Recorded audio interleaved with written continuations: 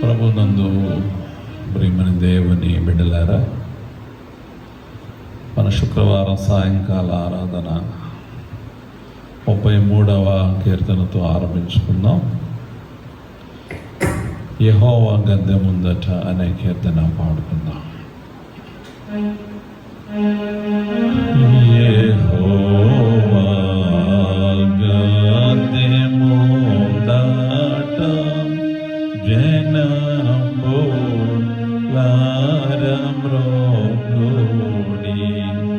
యెహోవా గద్దె ముందట జనములారమ్రోకుడి, యెహోవా దేవుడే సోమి సృజింప జంపకర్తయే,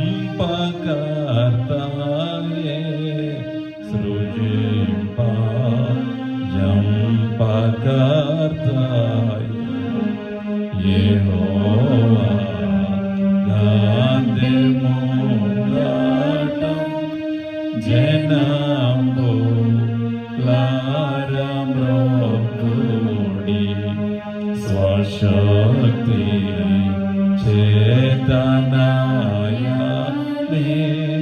మమోన్ సృజించె మాటిచే, భ్రమించో గొర్రె రీతిగా దపంగా మళ్ళీ చేర్చెను, దపంగా మళ్ళీ చేర్చెను, యెహోవా గద్దె ముందట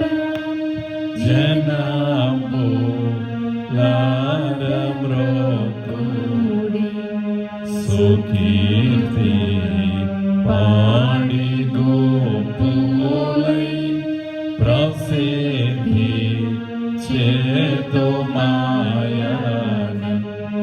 జగతో లేనోళ్ళతో స్తుతించు దివ్యమౌధ్వని, స్తుతించు దివ్యమౌధ్వని,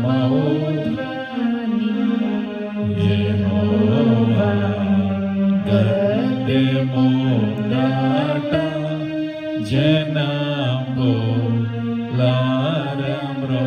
జనములారమ్రోకుడి, ప్రభుత్వ ముండునంతకున్ అగోని ప్రేమ నిత్యము, చిరము నీదు సత్యము వసించు ఎల్ల కాలము, వసించు ఎల్ల కాలము, యెహోవా గద్దె ముందట జనములారమ్రోకుడి. 30వ పుటలో ఉన్నటువంటి సాయంకాల ఆరాధన. ఓ ప్రభువా, నా పెదవులను తెరువుము, అప్పుడు నా నోరు నీ స్తోత్రమును బయలుపరచును. ఓ దేవా, నన్ను విడిపించుటకు త్వరగా రమ్ము, ఓ ప్రభువా, నా సహాయము నాకు త్వరగా రమ్ము. తండ్రికి నీ కుమారునికి పరిశుద్ధాత్మకును ఆదియందు ఇప్పుడెల్లప్పుడు యుగ యుగములం నుండునట్లు మహిమ కలుగుగాక. ఆమేన్.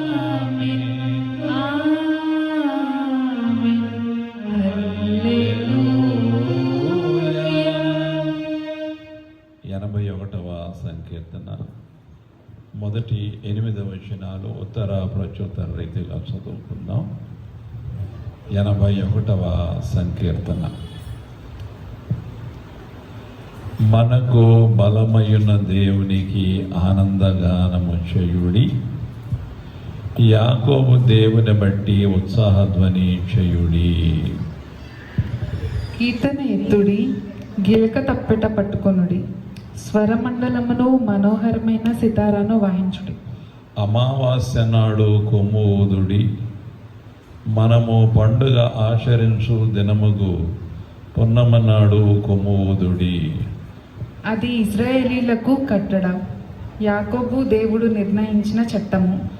ఆయన ఐగుప్తు దేశ సంచారము చేసినప్పుడు యోసేపు సంతతికి సాక్ష్యముగా దానిని నియమించెను. అక్కడ నేనెరుగని భాష వింటిని. వారి భుజము నుండి నేను బరువును దింపగా, వారి చేతులు మోపతంబులు ఎత్తకుండా విడుదల పొంది. ఆపత్కాలమునందు నీవు మొర్రపెట్టగా నేను నిన్ను విడిపించి తిని, ఉరుము దాగు చోటులో నుండి నీకు ఉత్తరమిచ్చి తిని, మెరీబా జలముల యొద్ద నిన్ను శోధించి తిని. నా ప్రజలారా ఆలకింపుడి, నేను మీకు సంగతి తెలియజేతును. అయ్యో ఇశ్రాయేలు, నీవు నా మాట విని ఎంత మేలు. తండ్రికి కుమారునికి పరిశుద్ధాత్మకు ఆదియందు ఇప్పుడు ఎల్లప్పుడు యుగాయుగము ఉండునట్లు మహిమ కలుగును గాక.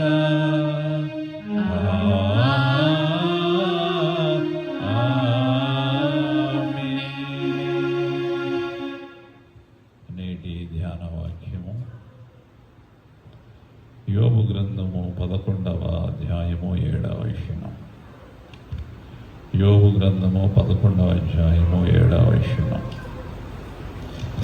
దేవుని గుణాంశములను నీవు తెలుసుకొనగలవా? సర్వశక్తుడకు దేవుని గురించి నీకు పరిపూర్ణ జ్ఞానము కలుగునా?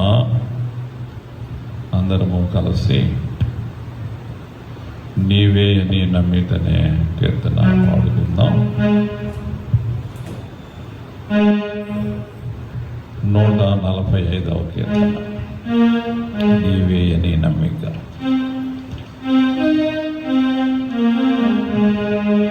నీవే నీ నమ్మిక యేసు నాకు, నీవే నీ నమ్మిక. నీవే మార్గము, నీవే సత్యము, నీవే జీవము, నీవే సర్వము. నీవే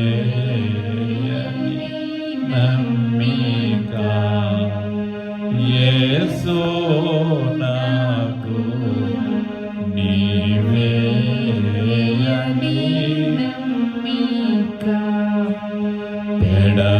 పెడదారిని పోవగా నా మీదికి ఇడుమలెన్నియోరాగా, అడవిలో బడి నేను అడాలోచు నోండగా,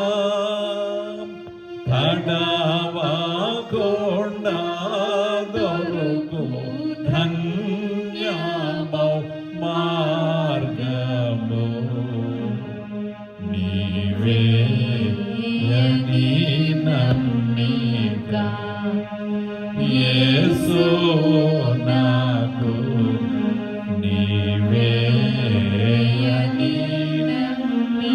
కారు మేఘము పట్టగా నా మనసులో కటిగా చీకటి పుట్టగా ఘోర పాదలు చేరి దారి అని భ్రమపడగా తేరి చూడగలుగు తేజోమయ మార్గము నీవే అని నమ్మిక యేసు నాకు నీవే అని నమ్మిక లేని పోని మార్గము లెన్నోయుండా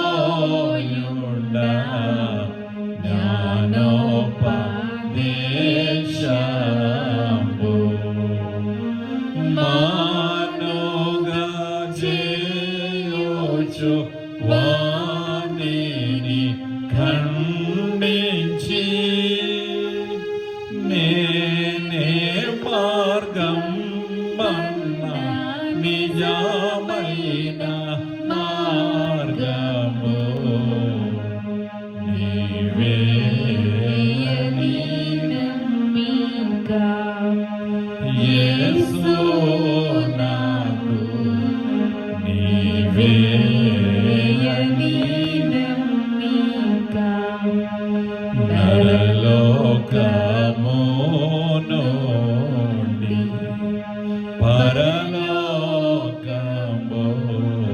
వరకు నీచెనగా నుండి నరులకు ముందుగా నడచొచ్చు మోక్తికి సరిగా కొనిపోవు సుస్థిరమైన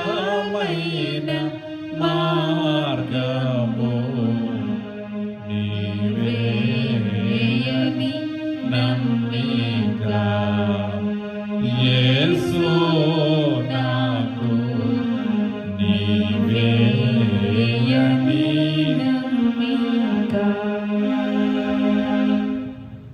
ప్రార్థన చేసి పరిశుద్ధుడమైన తండ్రి, ప్రేమ స్వరూపుడమైన ప్రభువా, నీకు వందనాలు.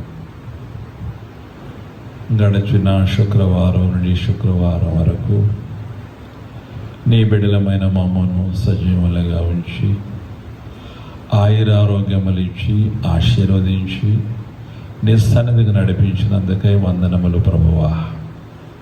ఈ రాత్రి వేళ నీ సన్నిధికి వచ్చిన నీ బిడ్డలందరినీ పేరు పేరును దీవించి ఆశీర్వదించు ప్రభువా. నాయన, ఇప్పుడు నీ వాక్యాన్ని ధ్యానించుకుంటుండగా వాక్య సత్యాలను బయలుపరచు నాయన. నీ వాక్యం ద్వారా మా అందరితో మాట్లాడండి.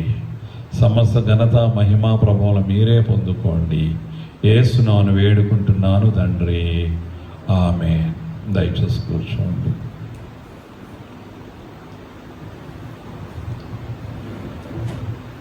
ప్రభునందు ప్రియమైన దేవుని బిడ్డలారా, చదవబడిన దేవుని వాక్యము యోబు గ్రంథం 11వ అధ్యాయము 7వ వచనం. దేవుని గుడాంశములను నీవు తెలుసుకొనగలవా? సర్వశక్తుడుగు దేవుని గూర్చి నీకు పరిపూర్ణ జ్ఞానము కలుగునా? గత 2 శుక్రవారాలు మనము పరిశుద్ధ గ్రంథమైనటువంటి బైబిల్ గురించి, దాని యొక్క విశిష్టతను గురించి, దాన్ని చదువుట వల్ల కలిగే జ్ఞానాన్ని గురించి మనము తెలుసుకున్నాం. మరి రాత్రి వేళ కొద్ది నిమిషాలు దేవుని గురించి, అసలు దేవుడు ఎవరు, ఆయన గుణ లక్షణాలు ఏమిటి అనే విషయం కూడా కొంచెం తెలుసుకుందాం ఈ రాత్రి వేళ. యోబు ఏమంటున్నాడు? దేవుని గూఢాంశములను, గూఢముగా ఉన్నటువంటి అంశములు, నిగూఢమైన అంశాలు నీవు తెలుసుకొనగలవా? దేవుని గురించి నీకు పరిపూర్ణ జ్ఞానము కలుగునా అంటున్నాడు. రెండు ప్రశ్నలు ఇక్కడ మనకు కనిపిస్తూ ఉన్నాయి. దేవుని గూఢాంశములు మనం తెలుసుకోలేము, తెలుసుకొనగలవా అన్నాడు కదా ప్రశ్న. సమాధానం చెప్పేద్దాం, తెలుసుకోలేము. రెండో ప్రశ్న, సర్వశక్తుడకు దేవుని గురించి నీకు పరిపూర్ణ జ్ఞానం కలుగునా? ఇది కూడా క్వశ్చన్. కలగదు. ఎందుకంటే దేవుడిని గురించి, ఆయన గూఢాంశముల గురించి తెలుసుకోవడం అంటే ఎవరి తరమండి? ఈ మనిషికి అందనటువంటి వాడు దేవుడు. ఆయన అనంతుడు, మహిమాన్వితుడు. ఆయన మనము పూర్తిగా అర్థము చేసుకోలేము, చాలా కష్టం. కొంచెమే మనం అర్థం చేసుకున్నాం. ఆ కొంచెం ఎంతో తెలుసా? మహాసముద్రములో నీటి బొట్టంతా. అంతే. మనకు దేవుని గురించి ఎంత తెలుసయ్యా అంటే అదే చెప్పాలి. మహాసముద్రములో నీటి బొట్టంతా.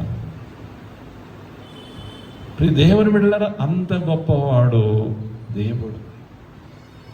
ఆయన ఆది అంతము లేనటువంటి వాడు. ఆద్యంతములు లేని దేవుడో యమ్మ, ఆదాము దోషమును కట్టుబడినమ్మా అని క్రిస్మస్ టైంలో మనం చక్కగా పాడుతూ ఉంటాం. ఆద్యంతములు లేనివాడు ఆయన. ఆది లేదు, అంతము లేదు. ప్రభు అంటారు, నేనే ఆది, నేనే అంతం. ఎప్పుడు ఆది? ఎప్పటి నుంచి లెక్కిస్తావు? ఆది అంటే ఎప్పటి నుంచి ఉన్నాడు ఆయన? చెప్పగలవా? సంవత్సరాలు, యుగాలు, తరాలు చెప్పగలవా? అందుకే 90వ సంకీర్తనలో దైవజనుడైన మోషే ప్రార్థన చేస్తూ, ప్రభువా తరతరముల నుండి అంటాడు. అందుకే ఎన్ని తరాల నుండో, ఇన్ని తరాల నుండి చెప్పలేకపోయాడు మోషే. తరతరముల నుండి మాకు నివాస స్థలము నీవేనయ్యా అన్నాడు. ఎంత గొప్ప దేవుడు! భూమ్యాకాశాల పుట్టింపక మునుపు నుండి యుగ యుగాలు నీవే దేవుడవు. యుగ యుగములు దేవుడిగా ఉన్నటువంటి వాడు ఆయన. ఆయన సర్వాంతర్యామి. ఆయన లేని చోటు అంటూ ఏది లేదు. సర్వవ్యాపకుడు, సర్వోన్నతుడు, సర్వశక్తిమంతుడు, సమీపింపరాని తేజస్సునందు ఆయన మాత్రమే వసించుచు అమరత్వము కలిగి ఉన్నాడు ఆయన. మనుషుల్లో ఎవడు ఆయనను చూడలేదు, చూడనేరడు. అంత గొప్ప దేవుడు. అందుకంటున్నాడు, ఆ దేవుని గూఢాంశములను నీవు తెలుసుకొనగలవా? తెలుసుకోగలవు. సర్వశక్తుడకు దేవుని గురించి నీకు పరిపూర్ణ జ్ఞానము కలుగునా? కలగదు. దేవుడు పరలోక నివాసి, సర్వలోకాన్ని పరిపాలిస్తూ ఉన్నాడు ఆయన. యెషయా 66:1 మనం చదివినప్పుడు యెహోవా ఎలాగో ఆజ్ఞాపిస్తూ ఉన్నాడు. ఏమని? ఆకాశము నా సింహాసనము, భూమి నా పాదపీఠము. భూమి ఆయన పాదపీఠం అంటే. పూర్వం దేశాలను పరిపాలించినటువంటి రాజులు మనం జ్ఞాపకం చేసుకుంటే, రాజుగారి సింహాసనం ముందు పాదపీఠం ఉంటుంది. రాజుగారి సింహాసనం మీద కూర్చుంటారు, ఆయన ముందు పాదపీఠం ఉంటుంది. ఎంత ఉంటుందంటే ఆయన 2 కాళ్ళు పెడితే సరిపోయేటంత ఉంటుంది. ఆయన 2 పాదాలు పెడితే సరిపోయేటంత ఉంటుంది ఆ పాదపీఠం. అది రాజులు, ఇప్పుడు పాస్టర్ గారులకు కూడా పాదపీఠాలు వేసారు. అది చూసారు ఎంత ఉందో, అది ఒక కుర్చీ కింద ఉంది. నేను ఎప్పుడు వాడనులేండి. పాదపీఠాలు ఎంత ఉంటాయి, మన పాదాలు ఎంతవరకు పడతాయి అంతే ఉంటాయి, కుర్చీ అంత ఉండవు. ఆకాశమే ఆయన సింహాసనము, భూమి ఆయన పాదపీఠం. అంటే దేవుడు 2 కాళ్ళు భూమి మీద పెడితే సరిపోద్ది అన్నమాట, నో గ్యాప్. అంత గొప్పవాడు. ఆయన ఎలా నువ్వు అర్థం చేసుకోగలవు, ఎలా ఊహించగలవు ఆయన్ని, ఎలా ఆయన నీకు అర్థమవుతాడు? ఆకాశం ఆయన సింహాసనముగా ఉన్నది. ఆయన సర్వవ్యాపకుడు, సర్వాంతర్యామి, సర్వశక్తి సంపన్నుడు. భూమి ఆయన పాదపీఠం అంటే మనం ఆయన పాదాల దగ్గర ఉన్నామండి. ఆయన నమ్మిన మనమే కాదు, నమ్మనోడు కూడా, ఈ భూమి మీద నివసిస్తున్న వారందరూ కూడా ప్రభు పాదాల దగ్గరే ఉన్నారు. వారు అవునన్నా కాదన్నా, ఎందుకంటే భూమి ఆయన పాదపీఠము గనుక. అంత గొప్పవాడు మన దేవుడు. దేవుని బిడ్డలారా, ఇంకొక మాట, ఆయన నమ్ముకున్న వాళ్ళకి దేవుడు కాదు, రాజు కూడా కాదు, ఎవరికైనా. కీర్తన 47:8 అంటున్నాడు భక్తుడు, దేవుడు అన్యజనులకును రాజు అయి ఉన్నాడు. ఒకవేళ అన్యజనులు మేము ఆయన నమ్మలేదు, ఆయన మాకు రాజు కాడని అనుకుంటారేమో. కేవలం ఆ ఘన యెహోవా, దేవుడైన యెహోవా ఇజ్రాయేలు సైన్యములకు అధిపతి అని అనుకుంటారేమో. కేవలం ఇజ్రాయేలు సైన్యాలకే ఆయన అధిపతి అని అనుకుంటారేమో. కాదు, అన్యజనులకును కూడా ఆయన రాజు అయి ఉన్నాడు. కీర్తన 47:8. అన్యజనులంటే యూదేతరులందరూ కూడా, యూదులు లేక ఇజ్రాయేలీలు కాని వారందరూ కూడా అన్యులే. ఆ మాటకు వస్తే మనము కూడా అన్యులమే. యూదులు తప్ప ఈ లోకంలో ఉన్నటువంటి జాతులన్నీ కూడా అన్యులే. వాళ్ళు ఏ మతానికి చెందిన, ఏ కులానికి చెందిన, ఏ వర్ణానికి, ఏ వర్గానికి చెందినప్పటికీ కూడా అందరూ అన్యులే. అయితే ఆయన మనం నమ్ముకున్నాం, మనం ధన్యులమయ్యాం. మనం ఎంత ధన్యులమయ్యామంటే ఆయన కుమారుడిని యేసును నమ్మినటువంటి వారు ఎంత ధన్యులు అంటే, వారు ప్రభువైన యేసు క్రీస్తునందు ఒక నూతన ఇజ్రాయేలు జనాంగమే. ఆయన నమ్మిన బిడ్డలే సంఘము, వధువు, పెండ్లి కుమార్తె. ఈ ఆధిక్యత మరలా యూదులకు లేదు, తెలుసా మీకు? వధువు సంఘము, పెండ్లి కుమార్తె సంఘము, ఇది మనకిచ్చాడు ప్రభువు. మళ్ళా యూదులకు, ఇజ్రాయేలుకు లేదు అది. అంత గొప్ప ఆధిక్యత. అన్యజనులు మనం నమ్మాము గనుక, విశ్వసించాము గనుక, ఆయన నామం ధరించాము గనుక ఆధిక్యత ప్రభు మనకి ఇచ్చాడు. ఇజ్రాయేలీలకు లేని ఆధిక్యత మనకి ఇచ్చాడు. ఇది ఆయన కృప. వధువు, పెళ్లి కుమార్తె అని ఆధిక్యత మరి వాళ్ళకి లేదు అది. కాబట్టి దేవుడు అన్ని జనులకును రాజు అయి ఉన్నాడు. దేవుడు తన పరిశుద్ధ సింహాసనం మీద ఆసీనుడై ఉన్నాడు.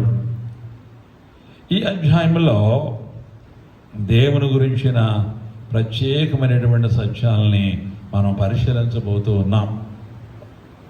ఇవి దేవుని యొక్క మార్పు లేని గుణలక్షణాలను గురించినటువంటి అంశాలు.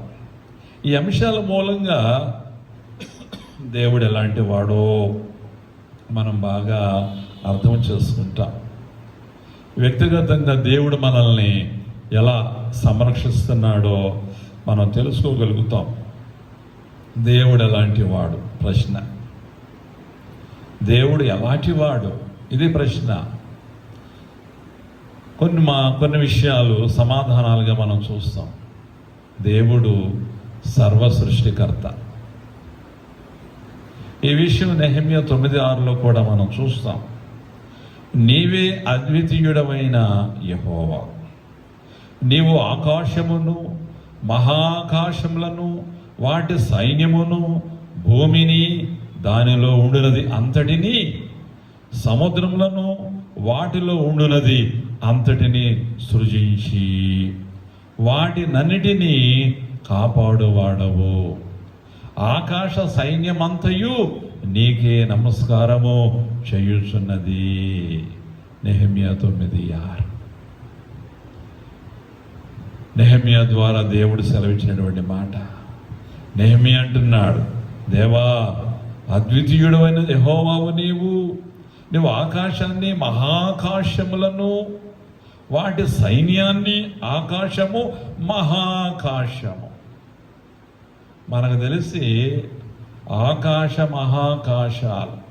పౌలు గారు వెళ్ళొచ్చాడు కదా, నేను 3వ ఆకాశానికి వెళ్ళాను అని తన స్వాగతాన్ని చెప్పుకుంటాడు. ఎలా చెప్తాడు? 14 సంవత్సరముల క్రిందట ఒక మనుషుడిని నేను ఎరుగుదును, అతడు శరీరముతో కొనుపోబడెను, శరీరము లేకయే కొనుపోబడెను, నేను ఎరుగను, అది దేవునికి తెలుసు, అట్టి మనుషుణ్ణి నేను ఎరుగుదును అని తనను గురించి అలా చెప్పుకుంటాడు పౌలు గారు. వచంపశక్యము కాని మాటలు వినను, ఆ మాటలు ఎవరు పలకడానికి వీల్లేదు.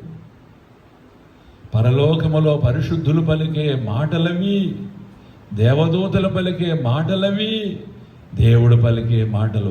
భూమి మీద ఉన్న వాళ్ళు ఎవళ్ళు కూడా ఆ మాటలు వచించడానికి వీల్లేదు అన్నాడు పౌలు భక్తుడు. నేను 3వ ఆకాశానికి వెళ్ళాను అన్నాడు. కాబట్టి దేవుని యొక్క వాక్యాన్ని బట్టి చూస్తే ఈ 3 ఆకాశాలు, ఆకాశము మహాకాశములంటే ఈ 3 ఆకాశాలని మనకి అర్థమవుతుంది. కొంతమంది 7 ఆకాశాలని చెబుతారు. ఎవరో కాదు, బైబిల్ మిషన్ వాళ్ళే. మరి వాళ్ళకి ఎక్కడ కనపడ్డాయో నాకు తెలియదు, కానీ చెబుతారంటే తప్పు పట్టడం లేదు. 7 ఆకాశాలని చెబుతారు. వాటికి కూడా వాళ్ళు వివరణిస్తారు చక్కగా.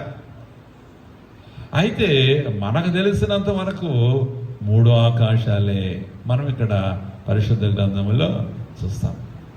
కాబట్టి మన దేవుడు ఆకాశమును మహాకాశములను వాటి సైన్యమును భూమిని దానిలో ఉండునది అంతటిని, అలాగనే సముద్రములను వాటిలో ఉండు వాటన్నిటినీ సృజించి వాటిని కాపాడుతున్నాడంటండి. అందువల్ల ఆకాశ సైన్యం అంతయు దేవునికి నమస్కారం చేస్తుందంట. కాబట్టి దేవుడు ఎలాంటి వాడు అనే ప్రశ్నకు సమాధానం ఇదే, సర్వ సృష్టికర్త అని మనం సమాధానం చెప్పాలి. దానికి నెహెమ్యా 9:6 తీసుకోవాలి. అందుకే భక్తుడు అంటున్నాడు కీర్తన 139:13లో, సృష్టికర్త మనిషిని ఎలా చేశాడు చెబుతున్నాడు అక్కడ. నా అంతరింద్రియములను నీవే కలుగజేసితివి, నా తల్లి గర్భమందు నన్ను నిర్మించిన వాడవు నీవే. మనిషిని ఎలా చేశాడు? ఈ సృష్టిని మాట ద్వారా కలుగజేశాడు కదా. దేవుని యొక్క సృష్టిని గురించి మనం ఆలోచన చేస్తే 6 దినాల సృష్టి, 5 దినాల సృష్టి క్రమము ఒక ఎత్తు, 6వ దినాన చేయబడిన సృష్టి క్రమము మరొక ఎత్తు. 5 దినాల సృష్టిని దేవుడు కలుగుగాక మాట ద్వారా కలిగించాడు. 6వ దినానికి వచ్చేసరికి మనిషి కలుగుగాక అంటలేదు ఆయన. Let us make man in our image after our likeness. మన స్వరూపమందు మన పోలిక చొప్పున మన తత్వం అక్కడ చూస్తాం, కలుగజేద్దాం అని అంటాడు ఆయన. చూస్తారా, అలా తన స్వహస్తాలతో నేలమట్టిని తీసి నరుడిగా నిర్మించి వారి నాసిక రంధ్రములలో దేవుడు తన జీవవాయువును ఊదాడు. నరుడు జీవాత్మ అయిపోయాడు. ఎంత అద్భుతంగా మానవ నిర్మాణం దేవుడు చేశాడు. కాబట్టి 5 దినాల సృష్టి క్రమం ఒక ఎత్తు అయితే 6వ దినాన చేయబడిన సృష్టి క్రమము మరొక ఎత్తు. ఈ మనిషిని ఎలా కలుగజేశాడు ఇక్కడ భక్తుడు అంటున్నాడు 139:13లో కీర్తన, నా అంతరింద్రియములను నీవే కలుగజేశావు, నా తల్లి గర్భమందు నన్ను నిర్మించిన వాడవు నీవే. అందుకే 103వ సంకీర్తనలో భక్తుడు దావీదు అంటాడు, నా అంతరంగములో ఉన్న సమస్తమా ఆయన పరిశుద్ధ నామమును సన్నతించు. ఎందుకు? మన అంతరింద్రియాలన్నిటినీ కలుగజేసిన వాడు ఆయనే గనుక. ఇర్మియా 1:4-5 వచనాలు చూస్తే ఇర్మియాతో దేవుడు స్వయంగా సెలవిస్తున్నాడు. ఇర్మియా, తల్లి గర్భములో నేను నిన్ను రూపింపక మునిపే నేను నిన్ను ఎరిగి తిని అంటాడు. ఎంత గొప్ప దేవుడు అండి ఆయన. తల్లి గర్భంలో దేవుడు ఇర్మియాను రూపింపక మునిపే ఇర్మియాను దేవుడు ఎరిగి ఉన్నాడు. ఇది ఎలా సాధ్యం? అది దేవునికి మాత్రమే సాధ్యం. అందుకే ఆయన దేవుడు అన్నారు. అంటే తల్లి గర్భంలో దేవుడు ఇర్మియాను రూపింపక మునుపు ఇర్మియా ఎక్కడున్నాడు? దేవునిలోనే ఉన్నాడు, దేవుని తలంపుల్లో ఉన్నాడు, దేవుని ఉద్దేశంలో ఉన్నాడు, దేవుని యొక్క ఆలోచనల్లో ఉన్నాడు. ఆ ఉద్దేశాన్ని, ఆ తలంపుని తీసుకొచ్చి తల్లి గర్భంలో పిండముగా పెట్టాడు దేవుడు. మనలందరినీ కూడా అలాగనే దేవుడు పుట్టించాడు. ఎంత అద్భుతమైనటువంటి దేవుడు మన దేవుడు. దేవుని బిడ్డలారా, కాబట్టి సృష్టి, ఆకాశ మహాకాశాలు, వాటి సైన్యము, భూమి దానిలో ఉన్నది, సముద్రాలు వాటిలో ఉన్నది, వాటన్నిటినీ సృజించి కాపాడుతున్నాడు. మనల్ని ఇలా నిర్మించుకున్నాడు. కాబట్టి దేవుడు ఏమై ఉన్నాడంటే సర్వ సృష్టికర్త అయి ఉన్నాడు అనే విషయం మనం గ్రహించాలి. దేవుడు ఎలాంటి వాడు అనే దానికి ఇది ఒకటి. రెండవది ఏంటో తెలిసిన, దేవుడు సర్వశక్తి సంపన్నుడు. మొదటిదేమో సర్వ సృష్టికర్త, రెండవది దేవుడు సర్వశక్తి సంపన్నుడు. మొదటి దినవృత్తాంతంలో 29:11 ఏమని వ్రాయబడిందంటే, యెహోవా భూమ్యాకాశముల యందుండు సమస్తమును, యెహోవా భూమ్యాకాశముల యందుండు సమస్తమును నీ వశము.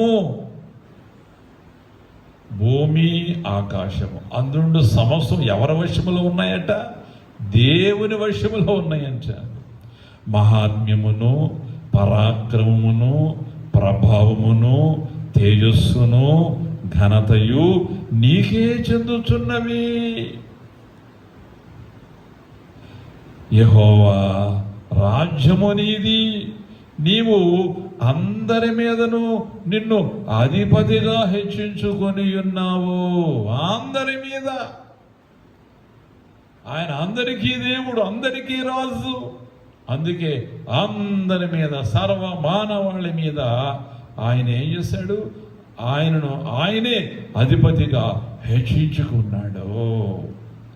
దీన్ని బట్టి చూస్తే దేవుడు సర్వశక్తి సంపన్నుడు. అందుకే ఎఫెసీ పత్రిక 3:20 పౌలు భక్తుడు మాట చెప్తున్నాడు, మనలో కార్య సాధకమైన తన శక్తి చొప్పున మనము అడుగు వాటి కంటేను ఊహించు వాటి కంటేను అత్యధికముగా చేయ శక్తి గల దేవుడు అనే పౌలు గారు అక్కడ సెలవిస్తున్నాడు. మనం అనుకున్న దానికంటే, మనం అడుగు వాటి కంటే, మనం ఊహించు వాటన్నిటికంటే అత్యధికముగా శక్తి కలిగిన వాడు దేవుడు. కారణం ఆయన సర్వశక్తి సంపన్నుడు. మూడవది దేవుడు సర్వజ్ఞుడు. హెబ్రీ 4:13 ఏమని వ్రాయబడింది? సర్వజ్ఞుడు అంటే అంతటా ఉన్నటువంటి వాడు, ఆయన లేని చోట అంటూ ఏది లేదు. హెబ్రీ 4:13 సెలవీయబడిన మాట, ఆయన దృష్టికి కనబడిన సృష్టము ఏదీ లేదు.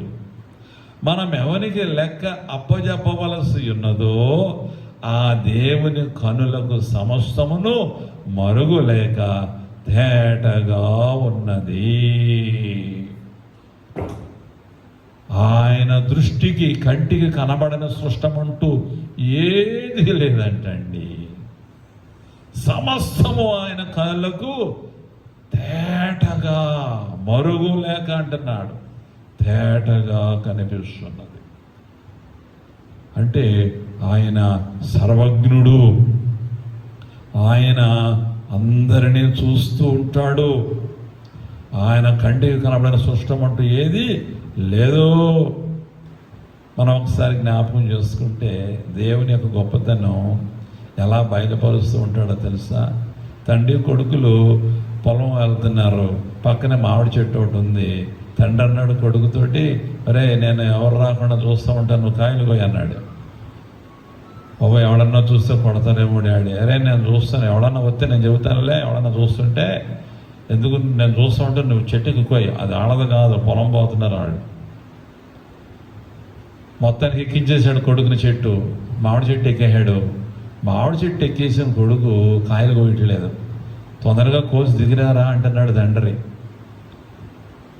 చూస్తున్నారు డాడీ, ఎవరున్నారా చూడడానికి? ఎవరు లేరురా. లేదు, ఆకాశం నుండి నాకు కన్నులు కనిపిస్తున్నాయి. ఎవరు చూస్తున్నారు? దేవుడు చూస్తున్నాడు. కొడుకు చెబుతున్నాడు, ఆకాశం నుండి దేవుడు చూస్తున్నాడు డాడీ. కాబట్టి మనుషులు చూడలేకపోవచ్చు, చూడనేరరు. కానీ మనుషుల యొక్క కళ్ళు కప్పొచ్చు మనం. దేవుని కళ్ళు కప్పగలమా? దేవుని దృష్టికి కనబడని సృష్టమంటూ ఏదైనా ఉందా? లేదు. తేటగా, బహుతేటగా కనిపిస్తుంది. ఎందుకంటే ఆయన సర్వజ్ఞుడు, అంతటా ఉన్నటువంటి వాడు. తర్వాత 1 యోహాను 3:20 దేవుని గురించి, ఆయన మన హృదయము కంటే అధికుడై సమస్తమును ఎరిగి ఉన్నాడు అని అంటున్నాడు అక్కడ యోహాను. మన హృదయము కంటే అధికుడై సమస్తము ఎరిగి ఉన్నాడు. కారణం ఆయన సర్వజ్ఞుడు. 4వది, దేవుడు పరిశుద్ధుడు. ఎంత పరిశుద్ధుడు దేవుడు అంటే, యెషయా 6:3 మనం చదివితే, శరాపులు, కెరూబులు దేవుని యొక్క సింహాసనానికి పైగా ఉండి 2 రెక్కలతో ముఖాన్ని కప్పుకొని, 2 రెక్కలతో వారు పాదాలు కప్పుకొని, 2 రెక్కలతో ఎగురుతూ ఏమంటున్నారు? సైన్యములకు అధిపతి యెహోవా పరిశుద్ధుడు, పరిశుద్ధుడు, పరిశుద్ధుడు. సర్వలోకము ఆయన మహిమతో, సర్వలోకము, గమనిస్తున్నారా? సర్వలోకము ఆయన మహిమతో నిండి ఉన్నది. కారణం ఆయన సర్వజ్ఞుడు. మరి పరిశుద్ధుడు, పరిశుద్ధుడు, పరిశుద్ధుడు అంటున్నాడు కదా, ఆయన పరిశుద్ధుడు, అతి పరిశుద్ధుడు. ఆయన ఎంత పరిశుద్ధుడో చెప్పలేం, అంత పరిశుద్ధుడు. ఆయన సముఖంలో ఉన్నటువంటి దేవదూతలే, ఈ శరాపులే, ఈ మహాదూతలే మరి ఆయన ముఖాన్ని చూడలేక 2 రెక్కలతో ముఖాన్ని కప్పుకొని, మరి ఆ పరిశుద్ధుడైనటువంటి ప్రభు యొక్క పాదసన్నిధిలో వారు నిలవబడుతున్నారు కదా. కాళ్ళు కూడా ఆయన కనిపించడానికి భయం, అంత పరిశుద్ధుడు ఆయన. 2 రెక్కలతో వారితో పాదాలు కప్పుకొని, 2 రెక్కలతో ఎగురుతూ దేవారాత్రులు ఆయనను స్తుతిస్తున్నారు. పరిశుద్ధుడు, పరిశుద్ధుడు, పరిశుద్ధుడు, సర్వలోకమైన మహిమతో నిండినదని ప్రతిగానములు చేస్తున్నారంటండి. ఆయన అంత పరిశుద్ధుడు కదండి, మహాపరిశుద్ధుడు. అందుకే యెషయా 6:3 యెషయా దర్శనం చూస్తూ ఉన్నాడు. సమూయేలు మొదటి గ్రంథం 2:2 ఏమైనా వ్రాయబడిందంటే, యెహోవా వంటి పరిశుద్ధ దేవుడు ఒకడునూ లేడు. సరే, నీవు తప్ప మరి ఏ దేవుడునూ లేడు. మన దేవుని వంటి ఆశ్రయ దుర్గమేదియు లేదు. యెహోవా వంటి పరిశుద్ధ దేవుడు లేడు. సరే, ఆయన పరిశుద్ధుడు. 5వది, దేవుడు ఆత్మ. దేవుడు ఎవరండి? ఆత్మ. యోహాను 4:24 మనం చదివినప్పుడు దేవుడు ఆత్మ గనుక ఆయనను ఆరాధించువారు ఆత్మతోనూ సత్యముతోనూ ఆరాధించాలి. సర్వమానవాళి రక్షణార్థమై దేవుడు ప్రాణం పెట్టాలి, రక్తము కార్చాలి. హెబ్రీ గ్రంథం సెలవిచ్చింది 9వ అధ్యాయంలో, రక్తము చిందించబడకుండగా పాపక్షమాపణ కలగదు. ఇది సామాన్యముగా చెప్పవచ్చు. మరి గ్రంథాలన్నీ కూడా పరిశుద్ధ గ్రంథమైన బైబిల్, వేదాలు, ఉపనిషత్తులు, ఇతర గ్రంథాలు అన్నీ కూడా మరి ఏమని సెలవిస్తున్నాయి? సర్వపాప పరిహారం రక్త ప్రోషణం ఆవశ్యకం అని చెబుతున్నాయి. సర్వమానవాడి పాపానికి పరిహారము కలగాలంటే రక్త ప్రోక్షణ, రక్తము చిందించబడాలి, ప్రోక్షించబడాలి. అది ఎవరి రక్తమై ఉండాలి? మరి పూర్వం యూదులు, ఆర్యులు, అనార్యులు అందరూ కూడా జంతువులను బలిగా ఇచ్చేవారు, కోళ్ళని ఇచ్చేవారు, ఏమండి, మేకలు ఇచ్చేవారు, పక్షులను ఇచ్చేవారు, గొర్రెలను ఇచ్చేవారు. అయితే వాక్యం ఏమని సెలవిస్తుంది? పౌలు భక్తుడు ఏమంటున్నాడు? ఎడ్ల యొక్కయో మేకల యొక్కయో రక్తము పాపములను తీసివేయుట అసాధ్యం, వాటికి ఆ శక్తి లేదు. మరి వేదాలు ఏమని చెబుతున్నాయి? తద్రక్తం పరమాత్మేన పుణ్యదాన బలియాగం. ఆ రక్తం ఎవరిదై ఉండాలి? పరమాత్మునిదై ఉండాలి. ఆ పరమాత్ముని యొక్క రక్తమే పుణ్యదాన బలియాగం. మనకు పుణ్యాన్ని ఇస్తుంది, మన పాపానికి పరిహారం కలిగించేదై ఉన్నది ఆయన బలియాగం. మరి ఇక్కడ ప్రభువారు ఏమంటున్నారు? దేవుడు ఆత్మ, ఆయనను ఆరాధించువారు ఆత్మతో సత్యముతో ఆరాధించాలి. మరి ఆత్మస్వరూపుడైన దేవునికి శరీరం ఉంటుందా? రక్తం ఉంటుందా? ఎముకలు ఉంటాయా? మాంసం ఉంటుందా? ఉండవు. మరి ఇప్పుడు ఎలా? అందుకే ఆయన కుమారుడైన యేసయ్యను రక్త మాంసములలో పాలివాడిగా ఈ లోకంలో జన్మింపజేశాడు. ఆయన శరీరధారిగా, నరావతారిగా, రక్త మాంసములలో పాలివాడిగా యేసయ్య పుట్టవలసిన కారణం ఇదే, రక్త మాంసాలతో. ఎందుకంటే ఆయన ప్రాణం పెట్టాలి కనుక, రక్తము కార్చాలి కనుక.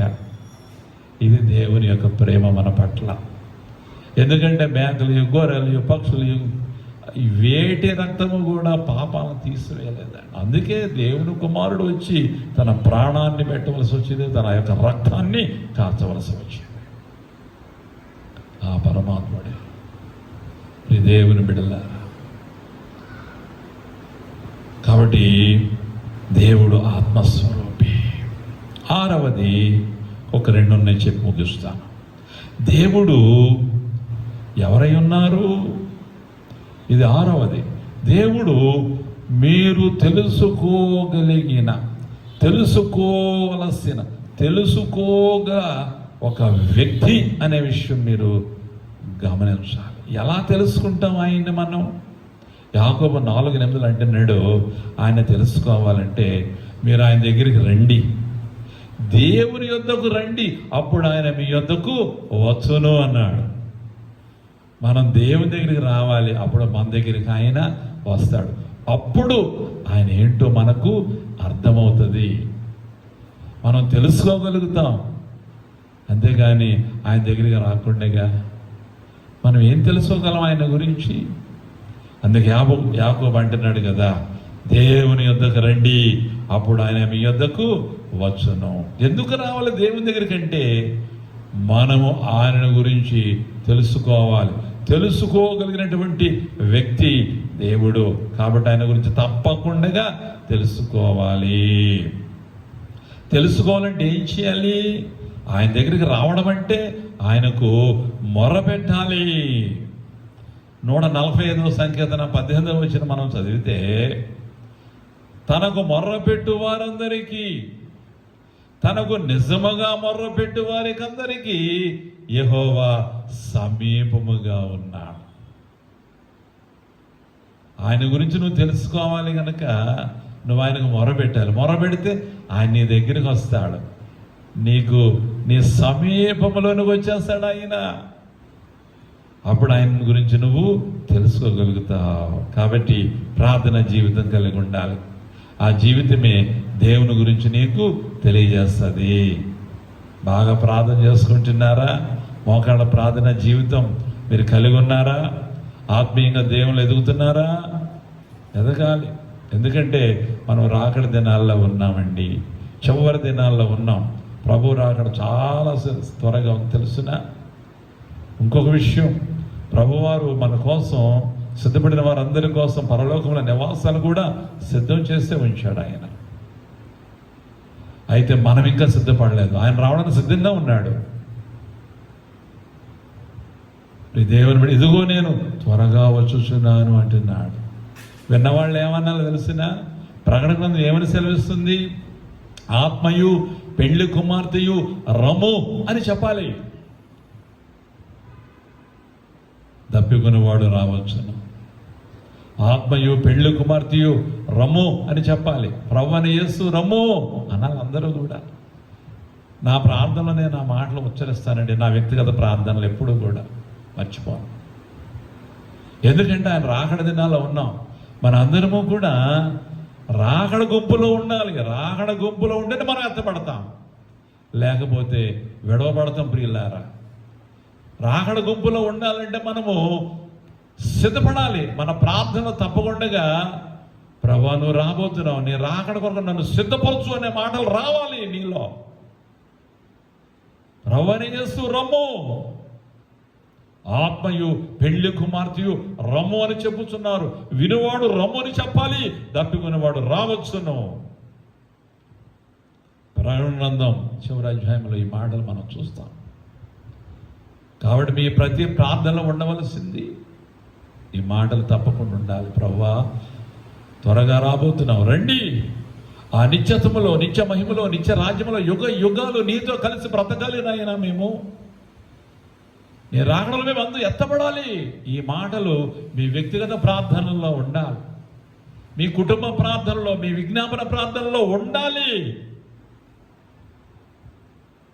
అవి లేకపోతే నువ్వు ఇంకా సిద్ధపడలేదన్నమాట. ఇంకా బ్రతకాలి. ఎన్ని నాళ్ళు మనం ఇలాలో బ్రతికినా ఏముందండి, మన అయిపోవాల్సిందే కదా. ఏమి సంపాదన ఏమన్నా పట్టుకెడతావా?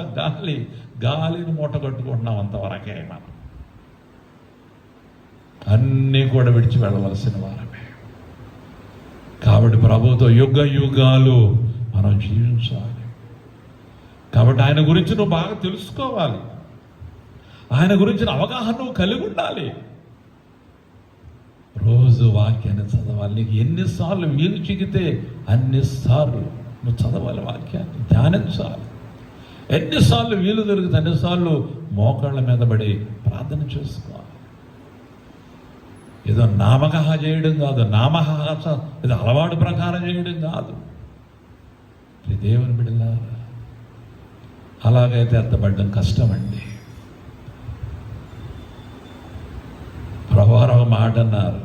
ఓ బాధకుడు, ఓ సేవకుడు అంట గుడికి వచ్చే వాళ్ళందరూ ఎత్తబడిపోతారని చెప్పాడట. అలాంటి చర్చికి వెళ్ళొద్దు అని చెప్పాడు ప్రభువారు. గుడికి వచ్చే వాళ్ళందరూ ఎత్తపడతారా? సిద్ధపడకపోయినా, పాపంలో జీవిస్తున్నా, వాక్యానుసారంగా బ్రతకపోయినా, ఏదో అలవాటు ప్రకారం గుడికి వెళితే ఎత్తబడిపోతారా వాళ్ళు? అలా బోధించే ఏ బోధకుడు దగ్గరికి ఆలయానికి నువ్వు వెళ్ళొద్దని ప్రభు చెప్తున్నారు. దేవుని బిడ్డలారా,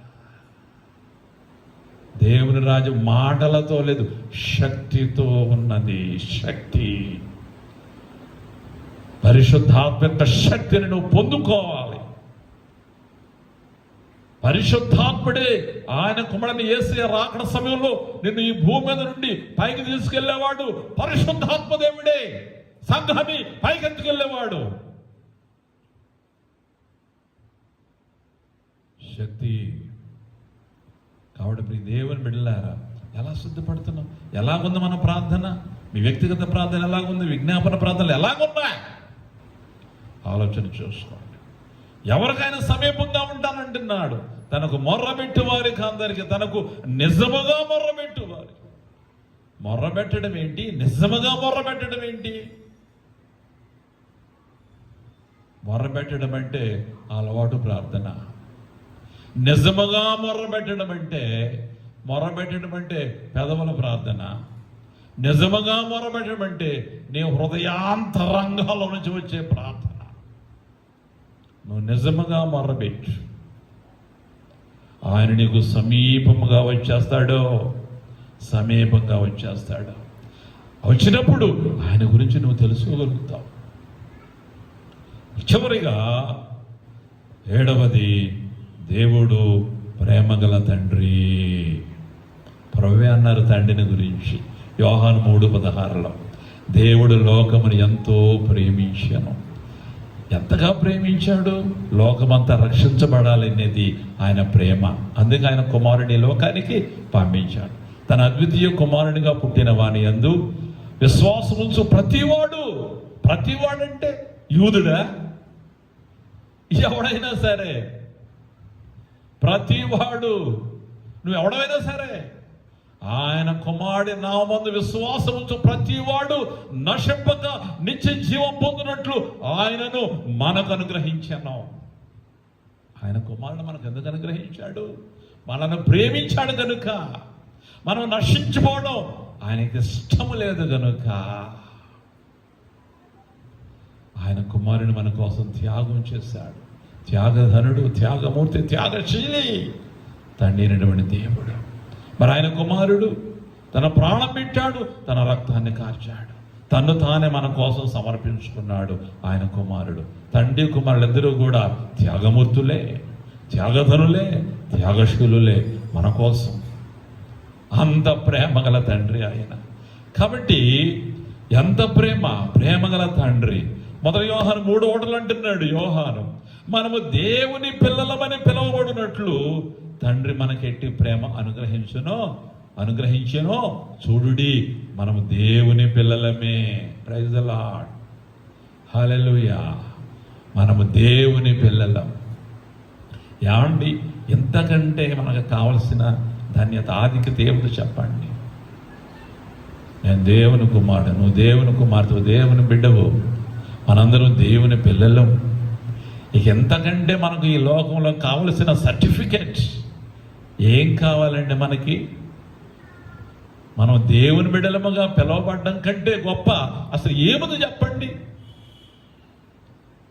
వాక్యం సెలవిస్తుంది ఇక్కడ, మనము దేవుని పిల్లలమని పిలువబడినట్లు తండ్రి మనకెట్టి ప్రేమను అనుగ్రహించునో చూడుడి. తండ్రి ప్రేమ. మనము దేవుని పిల్లలమే. మనల్ని దేవుడు పిల్లలుగా ఎలా అంగీకరించాడు? ఆయన పిల్లవాడిని పంపించి, ఎవరైనా ప్రభువైన యేసుక్రీస్తు, ఆయన కుమారుడు పంపించి, ఆయన బిడ్డను పంపించి మనల్ని ఆయన బిడ్డలుగా చేసుకుని. ఎలా? మనము దేవునికి విరోధులం, చేసిన పాపాలను బట్టి శత్రుత్వం దేవునికి మనకి మధ్యలో ఉన్నది. ఆయన కుమారుని పంపించి శిలువ మరణము ద్వారా, శిలువ యాగము ద్వారా, ఆయన బలియాగం ద్వారా దేవుడు మనను తనతో సమాధానపరుచుకున్నాడు. ఆయన కుమారుడు ద్వారా మనల్ని కుమారులుగా, కుమార్తెలుగా ఆయన యాక్సెప్ట్ చేశాడు. అది దేవుని యొక్క ప్రేమ. ప్రియ దేవుని బిడ్డలారా, కొన్ని విషయాలు చెప్పాను. వచ్చే శుక్రవారం మరికొన్ని విషయాలు దేవుని గురించి చెప్తాను. కాబట్టి దేవుడు ఎలాంటి వాడు? సర్వ సృష్టికర్త, సర్వశక్తి సంపన్నుడు, సర్వజ్ఞుడు, పరిశుద్ధుడు, ఆత్మస్వరూపి, తెలుసుకోగలిగినటువంటి వ్యక్తి, ప్రేమగల తండ్రి దేవుడు. ఈ పాఠం ఇక్కడికి ముగిస్తున్నాను. వచ్చే వారం ఇంకా విషయాలు దేవుని గురించి మీ దృష్టికి తీసుకుని వస్తాను. దేవుడిని దీవించునుగాక. ఆమేన్. ప్రార్థన చేసుకుందాం. వచ్చే ఆదివారం ఎల్లుండి యథాప్రకారం మరి ఆరాధన ఉంటుంది. 9 గంటలకు ప్రేయర్ఫుల్గా మీరు అందరూ సిద్ధపడి రావాల్సిందిగా నేను మీకు మనవి చేస్తూ ఉన్నాను. బాగా ప్రార్థన చేయండి. కరోనా గురించి కూడా దేవుని దయ వల్ల చాలా వరకు తగ్గుముఖం పట్టింది. మరి ఇంకా బాగా ప్రార్థన చేయాల్సిందిగా మీకు మనవి చేస్తున్నాను. మనకు ముందు పండుగలు ఉన్నాయి. లెంటు కూడా సగం రోజులే మనం ఆచరించగలిగాం. ఈస్టర్ ఆచరించలేకపోయాం, గుడ్ ఫ్రైడే ఆచరించలేకపోయాం. గుర్తొస్తే ఇప్పటికే నాకు చాలా బాధ అనిపిస్తుంది మనసులో. మరి క్రిస్మస్ పండుగ, ఆయన జన్మదిన మహోత్సవాలు మనం చేసుకోవాలి. మరి ఏ ఆటంకం లేకుండా, ఈ కరోనా వల్ల ఏ ఆటంకం లేకుండా నిరాటంకంగా ఈ పండుగలు జరుగులాగున మేము ఈ ప్రార్థనలో మీరు జ్ఞాపకం చేసుకోవాల్సిందిగా నేను మీకు మనవి చేస్తున్నాను. దేవుడిని దీవించుగాక. ప్రార్థన చేసుకుందాం. పరిశుద్ధుడమైన తండ్రి, ప్రేమ స్వరూపుడమైన ప్రభువా, నీకు వందనాలు, స్తుతులు, స్తోత్రాలు నాయన. దయగల తండ్రి, కృపగల రాజా, సర్వోన్నతుడా, సర్వశక్తిమంతుడా, సమీపింపరాని తేజస్సునందు వసించుచు అమరత్వము కలిగిన వాడా, సర్వజ్ఞుడా, సర్వోన్నతుడా, సర్వాధికారి, అత్యున్నత సింహాసనద ఆశ్రయుడై ఉన్నవాడా, పరలోకమందున నా తండ్రి, నీకు వందనాలు, స్తుతులు, స్తోత్రాలు నాయన. నిన్ను గురించి మేము ఆలోచన చేస్తున్నాం, నీ వాక్యములో నుండి తీసి వివరించుకుంటున్నాం. ఎంత గొప్ప దేవుడవు. యెహోవా తమకు దేవుడుగా గల జనులు ధన్యులు. మేము ధన్యులము నాయన. ఇది మీరు ఇచ్చిన వాగ్దానం, అందుని బట్టి నీకు స్తోత్రాలు. మీ కుమారుడి ద్వారా మమ్మల్ని బిడ్డలుగా మీరు యాక్సెప్ట్ చేశారు. మాకు తండ్రి అయ్యావు. గొప్ప రక్షణ నీ కుమారుడి ద్వారా మాకు అనుగ్రహించావు. ఇది నీ కృపనైనా, అందుని బట్టి నీకు స్తుతులు. యేసయ్య నీకు వందనాలు. పరిశుద్ధాత్ముడా, యేసయ్య రాకడ మమ్మల్ని సిద్ధపరుస్తున్నారు. వందనాలు ప్రభువా. స్తుతులు తండ్రి, స్తోత్రాలు నాయన. నాయన, మా రక్షణకు ఆధారమైన బావులు మీరే. కావున మేము ఆనందపడి రక్షణాధారమైన బావుల్లో నుండి నీళ్లు చేదుకుంటున్నాం. జీవ జలాన్ని మేము చేదుకుంటున్నాం. జీవజల ప్రదాత, జీవజల నిధి, జీవజలముల బుగ, జీవజలముల ఊట యేసు, నీకు వందనాలు, స్తుతులు, స్తోత్రాలు నాయన. ఈ రాత్రి వేళ నీ సన్నిధికి వచ్చిన నీ బిడ్డలు ఎన్నెన్నో పనులు ఉండవచ్చు, కానీ వాటన్నిటినీ కట్టగట్టి పక్కన పెట్టి నీ సన్నిధిలో నీకు కనబడాలని బిడ్డలు వచ్చారు. నీ బిడ్డలు నీ సన్నిధికి వచ్చి నిన్ను ఆరాధించడం నీకు ఎంత ఇష్టమో, నీకు ఎంత సంతోషమో. ఎందుకంటే ఈ విషయాలు భక్తుల ద్వారా మీరు సెలవిచ్చారు, తెలియజేశారు. నా బిడ్డలు నా సన్నిధికి వచ్చి నన్ను ఆరాధించడం, నన్ను స్తుతించడం, నన్ను కీర్తించడం, నన్ను మహింపరచడం నాకు ఎంతో ఇష్టమని చెబుతున్నావు నువ్వు. అవును తండ్రి. పనులన్నీ ప్రక్కన పెట్టి పగలంతా ఉద్యోగ విధులలో కొనసాగినటువంటి బిడ్డలు శారీరకంగా ఎంత బడలిగా ఉన్నా, ఇదిగో నాయన ఈ రాత్రి వేళ నీ సన్నిధికి వచ్చారు, నేను కీర్తించారు, ఆరాధించారు. మేమంతా కలిసి నీ వాక్యాన్ని ధ్యానించాము. ఇదిగో ప్రార్థన చేస్తున్నాము నాయన. మా ప్రార్థన ఆలకించండి, మా ప్రార్థనకు జవాబును దయచేయండి ప్రభువా. నీకు స్తోత్రాలు. కూడా వచ్చిన ప్రతి కుమారుడిని, ప్రతి కుమార్తెను పేరు పేరుని దీవించి పేరు పేరుని ఆశీర్వదించండి. బలహీనులుగా ఉన్న వారిని బలపరచండి, రోగులైన వారిని స్వస్థపరచండి, నెమ్మది లేని హృదయాలకు నెమ్మదిని, శాంతి, సమాధానం దయచేయండి. జీవిత సమస్యలతో ఎవరైతే సతమతమైపోతున్నారో వారి యొక్క జీవిత సమస్యలన్నిటికీ పరిష్కారాన్ని మీరే చూపించండి ప్రభువా. నీకు వందనాలు. మీ ఆత్మతో ప్రతి ఒక్కొక్కరిని నింపి నడిపించండి ప్రభువా. నీకు స్తోత్రాలు. కూడి వచ్చిన బిడ్డలు, ఈ బిడ్డల ప్రతి ప్రార్థన అవసరత మీరు తీర్చండి. సకల ఆశీర్వాదాలతో నింపండి దేవా. వీరి కుటుంబాలను దీవించి ఆశీర్వదించండి ప్రభువా. ఎల్లుండి ఆదివారం కొరకే మా సిద్ధపాటు మీరు అంగీకరిస్తూ ఆశీర్వదిస్తున్నందుకే వందనాలు. అలాగనే డిసెంబర్ నెల సమీపిస్తున్నది నాయన. నీ జన్మదిన మహోత్సవాలు మేము జరుపుకోవాలి. సంవత్సరం అంత ఆరాధనలో మేము పాల్గొనాలి. నూతన సంవత్సర ఆరాధనలో మేము పాల్గొనాలి. ఈ ఘనమైన నామని మహింపరచాలి కనుక మా ముందున్న వీటన్నిటి కొరకు మేము ప్రేయర్ఫుల్గా సిద్ధపడుచుంటుండగా వాతావరణ సంబంధమైన మార్పులను బట్టి ఏ అవరోధాలు వాటిల్లుకోకుండా ఆయన సమస్త కార్యములు సకాలానికి సమకూడి జరగడానికి సహాయం చేయమని ప్రార్థన చేస్తున్నాం. ఇప్పుడు మా గృహాలకు వెళుతూ ఉంటుండగా ప్రభు క్షేమంగా మా గృహాలకు చేర్చండి. గృహాల్లో చేరుకుని ప్రేయర్ఫుల్గా మరి నీ సన్నిధిని అనుభవించి నిద్రించి ఉదయం జీవంతో లేచి మరలా దినచర్య నీతో ఆరంభించడానికి సహాయం చేయమని మా కోసం అతి త్వరలో రానయ్యున్న యేసయ్య ఘనమైన నామమున వేడుకుంటున్నాను తండ్రి. ఆమేన్. పరలోకమందున్న మా తండ్రి, నీ రాజ్యం వచ్చుగాక, నీ చిత్తం పరలోకమందు నెరవేరుచున్నట్లు భూమి అందును నెరవేరునుగాక. మా అనుదిన ఆహారం దయచేయము. మా నెల ప్రార్థన చేసిన వారిని మేము క్షమించిన ప్రకారము మా అపరాధములను క్షమించుము. మమ్మల్ని శోధనలోని తేకాదశిని తప్పించుము. రాజ్యమును, శక్తియు, మహిమయు నిరంతరం నీవైనవి. ఆమేన్. ప్రభువైన యేసుక్రీస్తు వారి యొక్క కృప, పరమ తండ్రి అయిన దేవుని ప్రేమ, పరిశుద్ధాత్మదేవుని అన్యోన్య సహవాసము, సమాధానము సదాకాలము మీపై మీ కుటుంబాలన్నిటిపై ఉండునుగాక. ఆమేన్. రాత్రి అయ్యే